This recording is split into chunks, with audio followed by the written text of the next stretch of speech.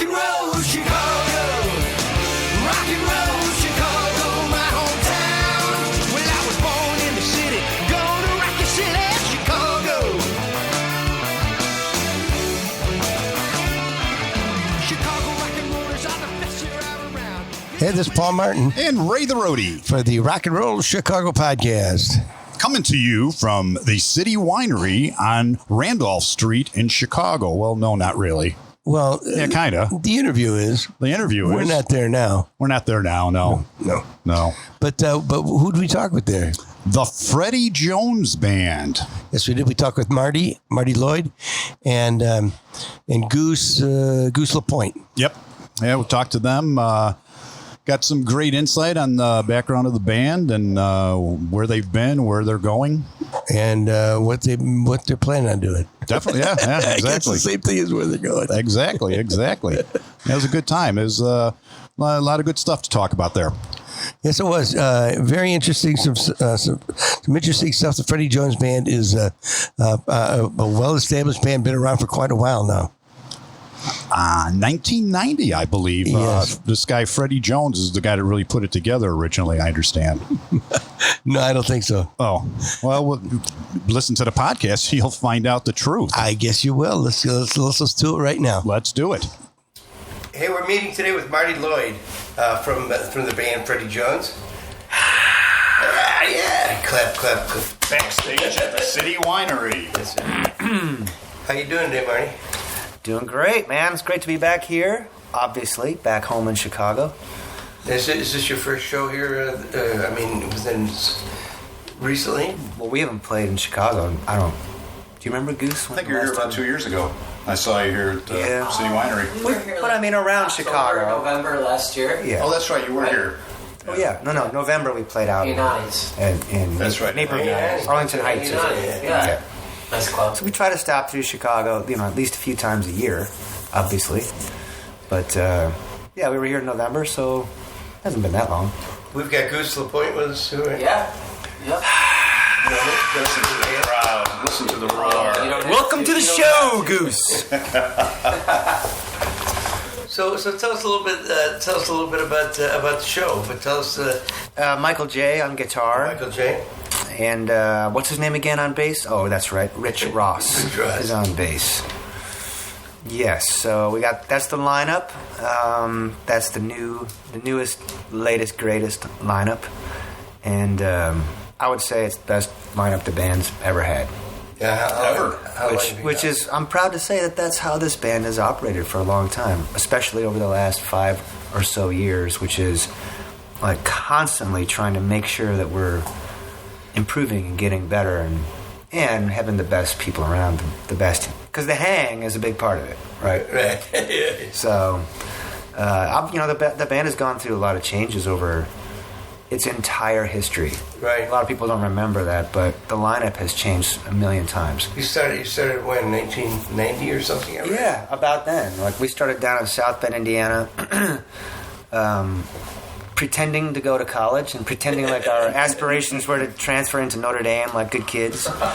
And the band started, and I took off and came to Chicago and wanted to play bars and do it in the big city. Now, were you from Chicago originally? I grew up around the southern tip of Lake Michigan on the beaches in Long Beach, Indiana. Long Beach, right? Yeah, Yep. I read that. Okay.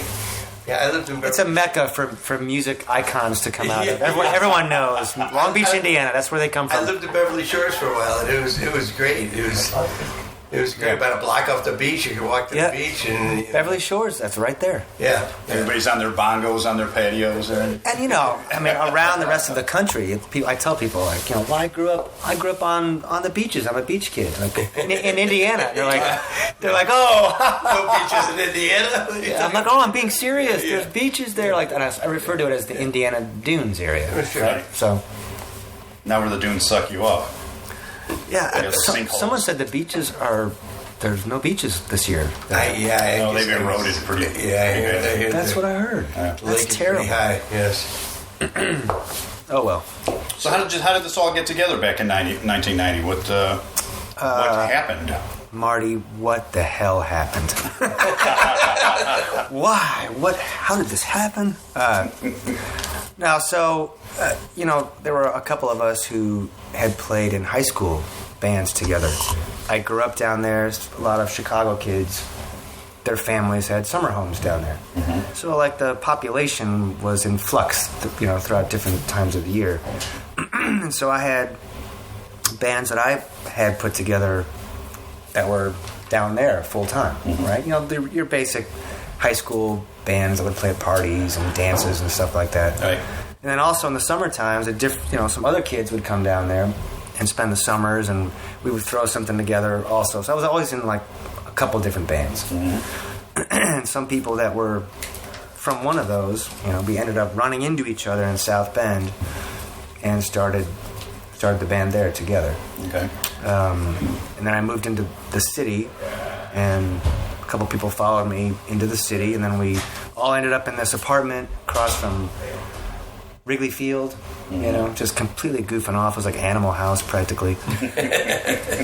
And we're playing bars, and then it was everyone driving their own car, packed with stuff, to like Big Ten schools, driving down to Illinois and Indiana and all over, playing colleges, and made a little CD of our own. We're selling it out of the trunk of the car. Right. And we end up playing a show at the Park West, and it's opening up for Widespread Panic. And Capricorn Records was there. Right. So they invited us down to Nashville to meet with them, and we did a showcase at the Exit Inn in town down there, and we met Justin Niebank. They introduced us to the producer and some other folks that were in their circle, and that was it. Next thing you know, we're literally weeks later, we're in the studio Waiting for the Night. Before we'd even signed a record deal. Like, we're in the studio, finishing the record. We come back up to Chicago. We're playing the Horde Fest at what was the World Theater back then. All right. And we're signing our record deal backstage after playing our set, while the record is in the can, done already. Wow. So that's how quick. Kind of backwards. It was, but it was kind of like out of a movie too. Like, like sitting there across from Phil Walden at Capricorn Records in Nashville, and he's perched up in his big chair behind his big desk, and we're like, 5 little kids on the other side of the desk in like tiny little chairs, like right out of a movie. Not Justin. You mentioned Justin Niebank. Yeah. How many albums has he worked on you with? I've done 4 with him. So the big first one, Waiting for the Night. Right. The second one, North Avenue Wake Up Call. Right. And then I did a solo thing with him, Marigold. And then we did the latest one with him, which is Never Change. Right. And that, I think, summer of 15. I mean, it's already been a little while. That came out in the summer of 2015. Well, he's a heavy hitter now. Oh, he's great. And he's he's just, it's maybe sometimes a little tough for me to realize that he's as important in the music industry as he is, because he's just my buddy. He's just our guy. Yeah, he's a good guy. He's most importantly a good friend rather than, first and foremost. Right. And he's also just incredibly gifted. Right. And he gets to work on some of the coolest projects. I just ran into Sheryl Crow, like I was telling you guys, out in California on Saturday. I was at their show, and I got a chance to talk for a little while with her and exchange some stories about, hey, we've been working with some of the same people recently in the last few years, and she did that awesome country record with him. And it came out around the same time, like 2015-ish, I think. So he gets to work on some fun stuff. Right. And he's a talented guy, and I'm sure we'll be hooking up from time to time for more projects. Aren't you working on an album right now? No, not a full album. We try to get through Nashville as often as we can, and we try to get a new song or two down each time we go through there. And we're also recreating some old catalog songs, so we'll pick one each time, do a remake of it, and where they end up, probably just handing them over to fans more than anything. Just YouTube videos and stuff like that. So we've got 4 that are ready to go now, so we're just finishing those up. And one of them we've been playing in the show. Okay. A new song, so. I was going to ask you what we're going to hear tonight, but I guess we'll have to wait and see, huh? Mostly Fog Hat covers tonight. Awesome. And maybe In a Daydream, we'll see. And some Sheryl Crow, maybe? Well, I wish. I got to tell you, I was at a high school basketball game last night, and we got there a little early, and they started playing some music, and they played "Dust in the Wind" or something by Kansas, and a couple other things, and then all of a sudden the song came on, and I went, "Oh, wait a minute, that's Freddy Jones Band." I go, "Hey, that's the band I'm interviewing tomorrow night." Right on, that's great. And they played in a Daydream. I was just texting with Lynn Bramer today from XRT. Right. You know, he's graduated on from the morning show. He retired from doing that. So I thought, oh, shit, I meant to reach out to him days ago. I'm like, since you don't have to be on the air tomorrow morning, why don't you just come out and hang out with us? And you don't have to worry about getting up early. He's busy tonight with the Big Shot. The Big Shot Black Crows. So he can't make it. Oh. So speaking of XRT, how crucial were they in playing some of your stuff and getting the band out there? Oh, I mean, absolutely. I mean, it's across the board, nationally, just in general. Like, our band was very reliant and lucky enough to have radio airplay. Right. A lot of bands from our 90s genre didn't really rely, or they didn't have as much radio airplay. They built more of a cult thing, and whichever one works is fantastic. Some of those bands had a long, slow, wonderful burn of success. And they never needed that. You know, they just had rabid followings and a cult kind of thing. But with us, it was pretty heavy on radio, and XRT obviously was at the forefront of it. You know, Aspen, like Colorado in general, became home away from home very early. And little KSPN out in Aspen kind of was one of the first stations to play us. And that just sort of started this little kindling kind of thing. Right. And it was in trade magazines, I think they were talking about it. Right. And like, oh my God, the phones ring when we play this one song by this band from Chicago. And you know, I think Richard Milne had been playing us on local anesthetic here in Chicago, and then that kind of grew, and so XRT was the first big station to push us, and so that we kind of consider them obviously family, Right. and Chicago home.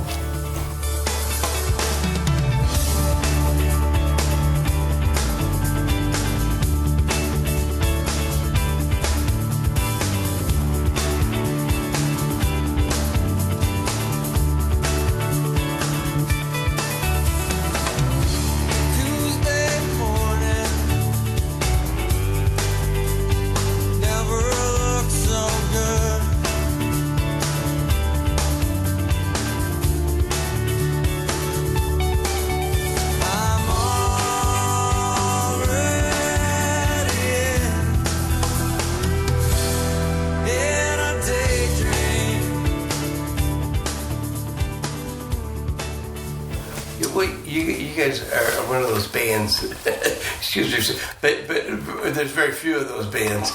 But you're one of them who sounds great live, as well as you do recorded. Oh, well, that's good. I'm watching some of your live stuff on YouTube and whatever, and some of your on your website, whatever. And I listen to the recording and I listen to the live stuff, and it sounds great live, you know. And so you're one of those bands that just has a great live sound. Well, you know, in those days, a lot of the earlier material, in those days, you would kind of collectively pull together what songs that you had new at the time and go through them, and Justin and us would sift through them, and then we'd kind of quickly do what was pre-production back then. Right. Like, everyone, you're going to play this part, you're going to play this part, and we'll go in there and start tracking it. And then you'd go out and start playing these songs live. And over the years, these songs develop and develop and develop. Right. And I would hope that they probably end up being better songs down the road than when you recorded them. Well, sure. That's kind of like you're just putting them in the library. Like, here it is. This is what the basics of the song are. We put it in the library, the catalog. Right. Hopefully some of those get played on the radio, but then they really develop in the live show over years. Right. I mean, a lot of the catalog songs now that we're playing have been retooled, and again, like we kind of push ourselves to make them better. What are some of your favorites of your own songs? Dust in the Wind, Freebird, little song I wrote years ago. We'll yell for that one tonight. Yeah.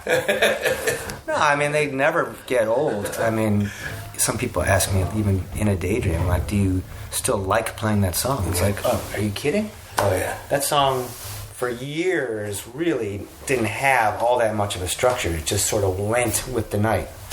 And so it never got old. And it still has that kind of feel to it where, we're not really sure in the outro of the song, like, when it's going to resolve. Yeah. Something different happens along the way almost every time. And then we know when it's going to resolve.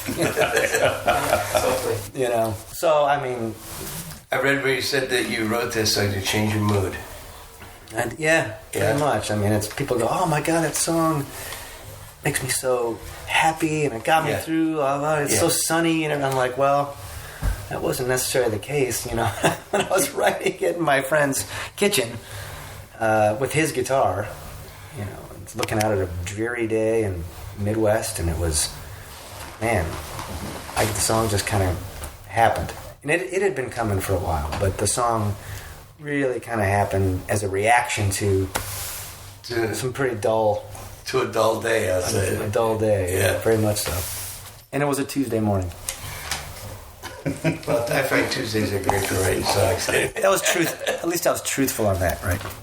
I mean, Keith Urban says, like, I've read this quote of his, and it made so much sense. He's like, sometimes we don't write as a reaction to how things are. Literally, we write to how we wish things were. All right.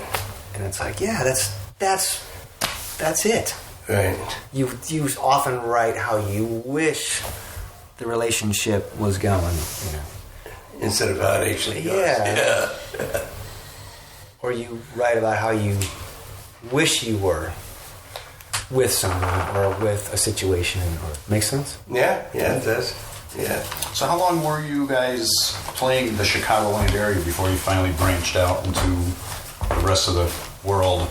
I don't know. We were probably at least a couple years. We were just around here. I mean, we were sitting on bar stools, I remember playing for beer money. Like, I've seen you guys back in the day. At sports bars. Right. Like, that didn't really go on much, and a lot of the real venues wouldn't have us. Mm-hmm. They didn't think we were, serious enough, or whatever their reasons were, I don't know. But it was very difficult for us to get into real music clubs in Chicago first, and so our friends at sports bars would have us. Mm-hmm. And we kind of gained some popularity with, just bringing our acoustic guitars, and then it was like, well, we put a stage in and lights, and oh, cool. And next thing you know, they installed a PA in these places, and it kind of felt like in those days that was the start of a different kind of venue in Chicago, like sports bars that also had live music and Right.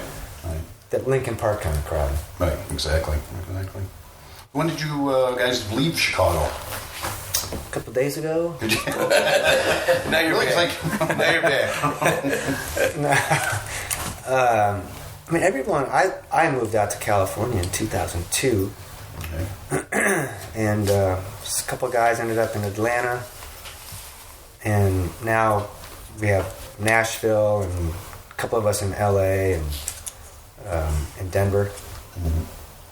But it was early 2000s that people started to scatter away from the weather. Yeah, because I know I followed you for a long time, and then you kind of disappeared. It's like it also. We did. We had I think 5 years where there was nothing. There was no band playing at all, right. And everyone was off kind of doing different things, and we got back together to play an event for the Boys and Girls Club. Mm-hmm. I think that was 2005, and then that's kind of when it was.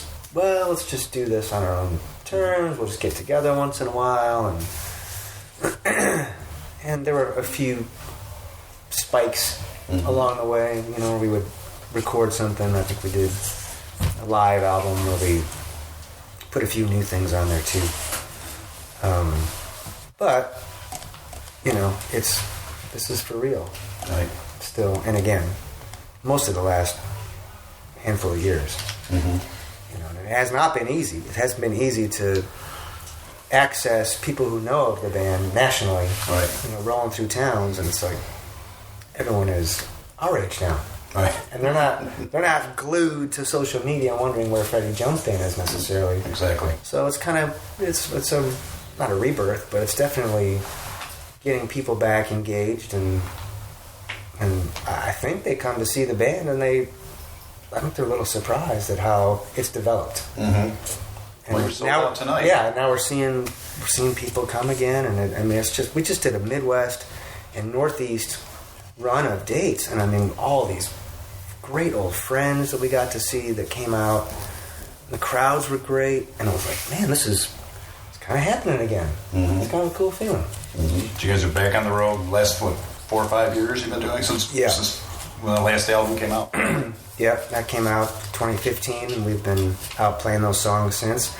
I mean, it took us a little while to figure out, like, hey, not everyone out there they're not going to know the new songs. Right. You can't shove it all down their throat. Right, So now it's like, okay, we'd have to sprinkle those in here and there, and, you know, a couple brand new ones, but... And you don't have XRT all over the country to play it for you. That's right.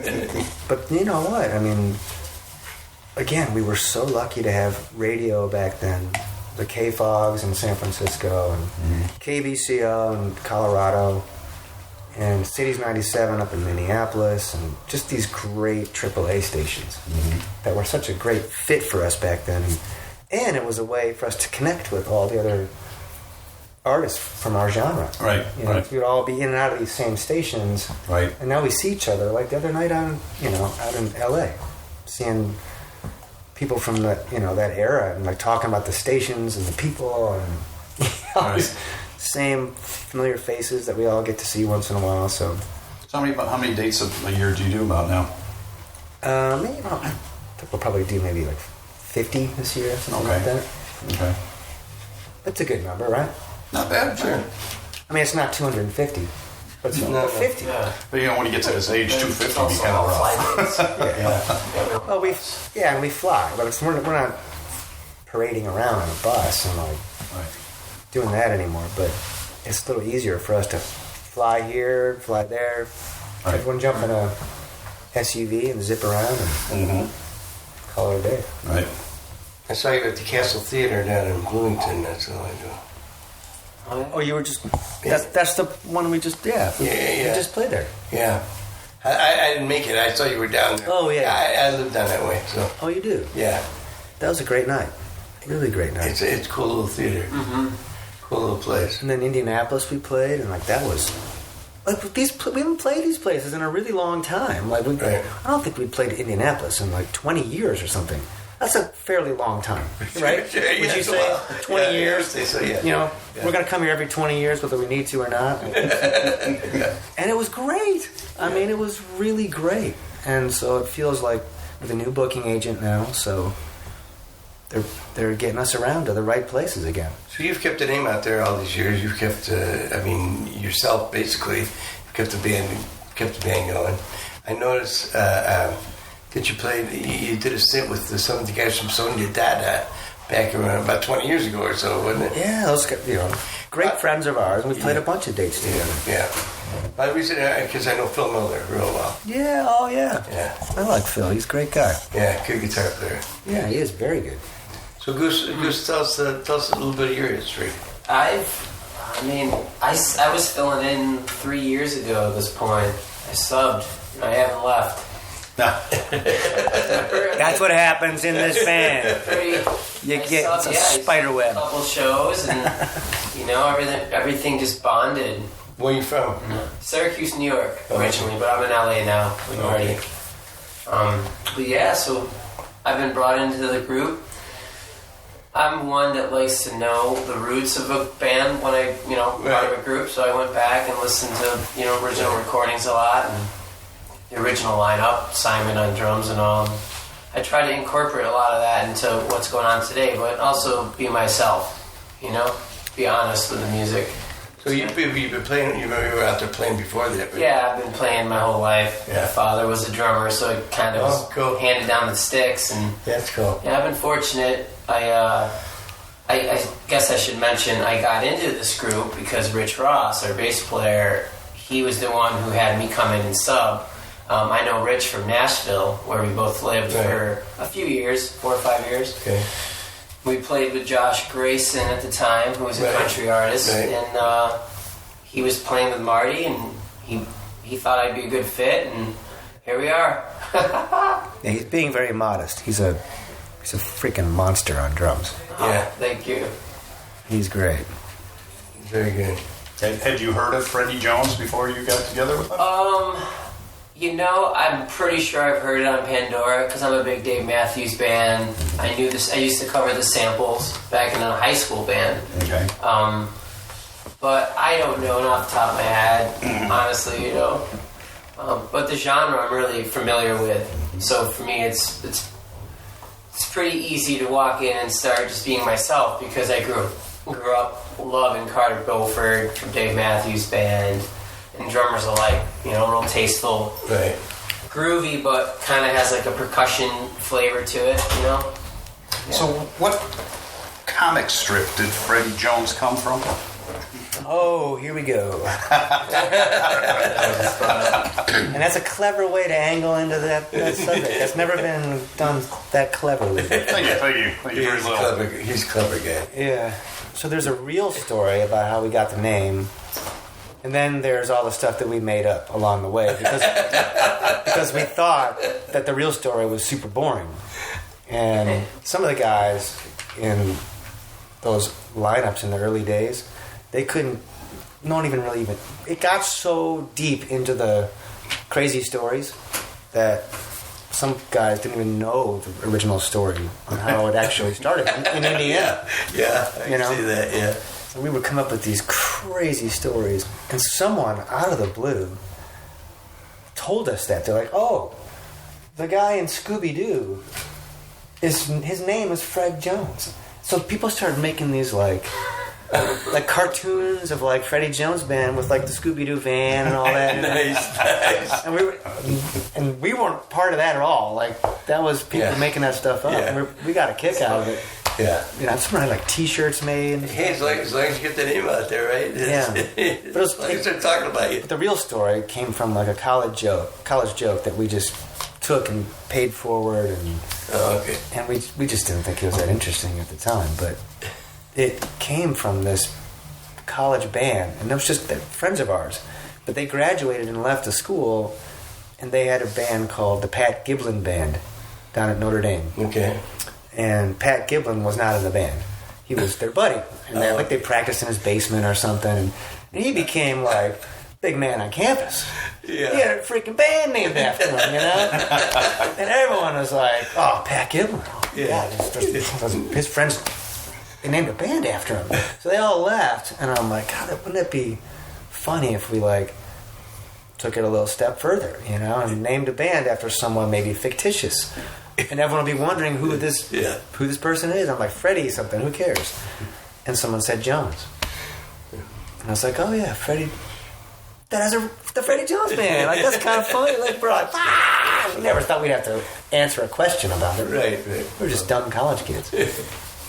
Pretend college kids. Well, I'm sure everybody comes in, which one's Freddy? Which one's Freddy? All the time.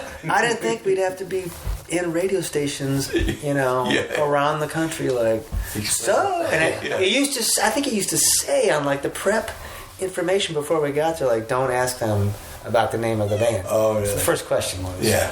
So about the name. Well, we at least waited 20 minutes before we got it. At least you referenced like one of the fake stories. Like, Yes, exactly. That's good. I like that. Then you said this happened back when you were back in school and stuff. Yeah. And now I was thinking, okay, it's gonna be like Leonard Skinner. You named it after Yeah. some teacher. You didn't even have to ask the question. You just had to reference one of the fake stories and, That's right. and let me go with it. Cleverly done. Thank you. Well done. So you guys are heading out to Denver, I see, tomorrow, and then you're going to be off for about a month.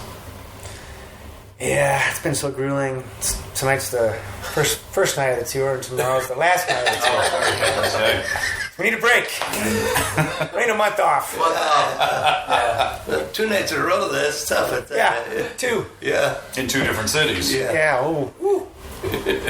Yeah, The frozen tundra of Chicago and the moderate climate Denver. yeah, and then back home to the sunshine. There you go.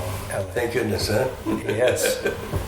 So last night we have some friends who have an Airbnb here by Wrigley Field, and when it's not baseball season, instead of getting hotel rooms, they gave us a really good break on this great Airbnb house. It's amazing, right? We love this place, and we'll continue to love it. But these things happen, and last night the heat broke.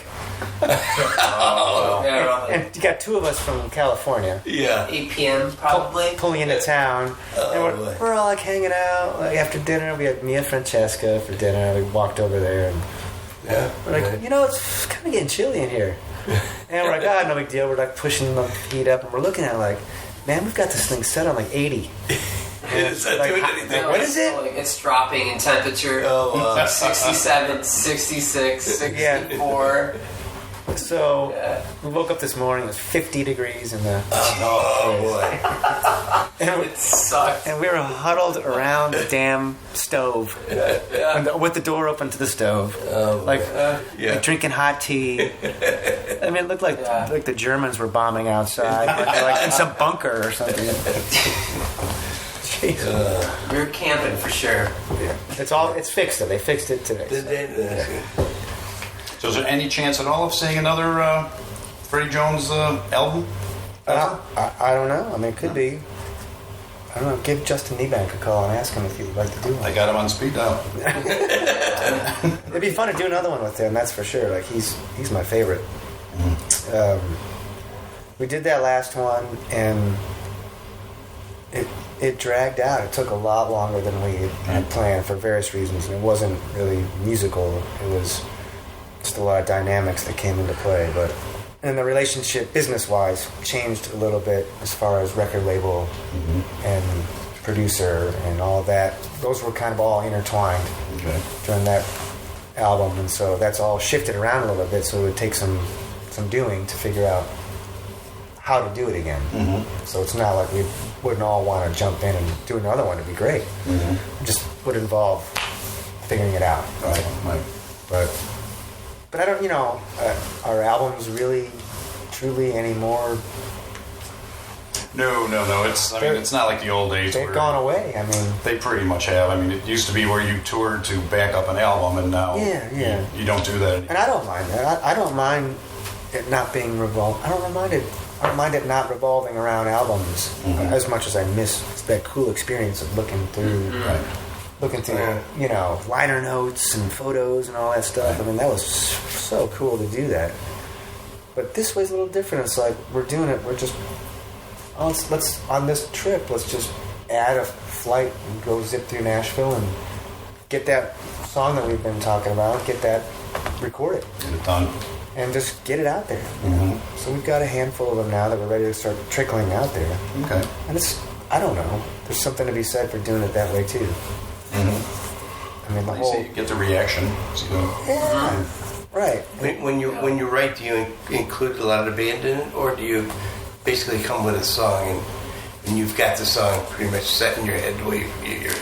Oh, I do everything all by myself and give them no credit whatsoever. I play all the instruments too, by the way. At the same time. Yeah.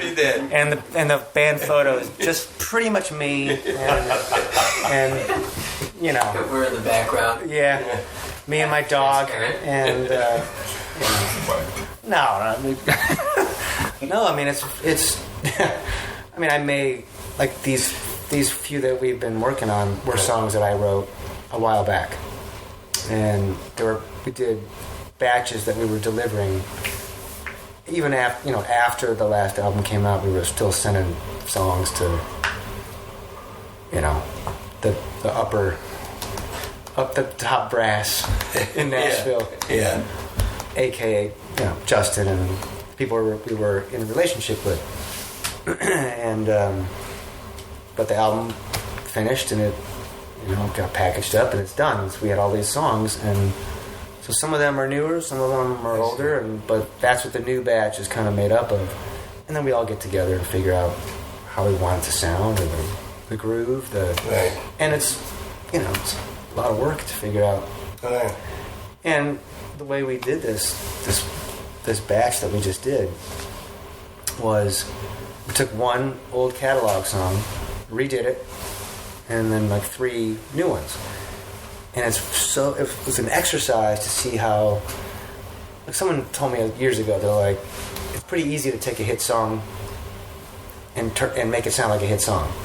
It already existed, so it's easy to play the guitar part. You can make it better or change it some, but it's already there for you to reference, as opposed to the brand new thing that you've just pulled out of the sky and you have to spend time figuring out. Building and forming it. Right? Yeah, the formula for it and the secret sauce. What's the secret sauce going to be on it?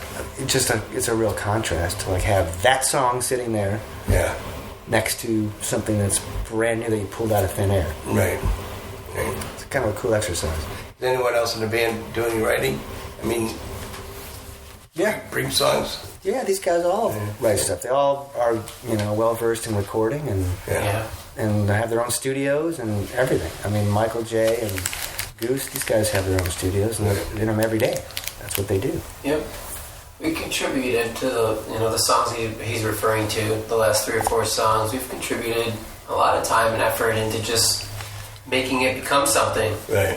We had the advantage of playing these songs out live and kind of creating them live on the spot. The other way with around. The audience. Yeah, in reverse. Right? In reverse. So live first, and then... Yeah. So it kind of crafted itself, and then we went in the studio, recorded it, and it's like we've been playing it for the last 20 years. It was a really cool process.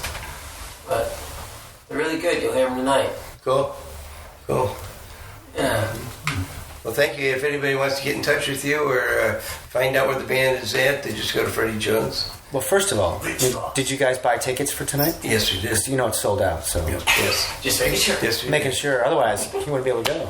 No, I know. We made sure about tickets. I'm pretty sure you're on the guest list, right? Oh. Did Rich take care of you? No, I bought tickets. I bought tickets. I was joking. You bought tickets? Yeah, I bought tickets. Oh, my God. We're buying you guys Thank drinks you. tonight, then. Yeah. I was joking. You can erase that on the...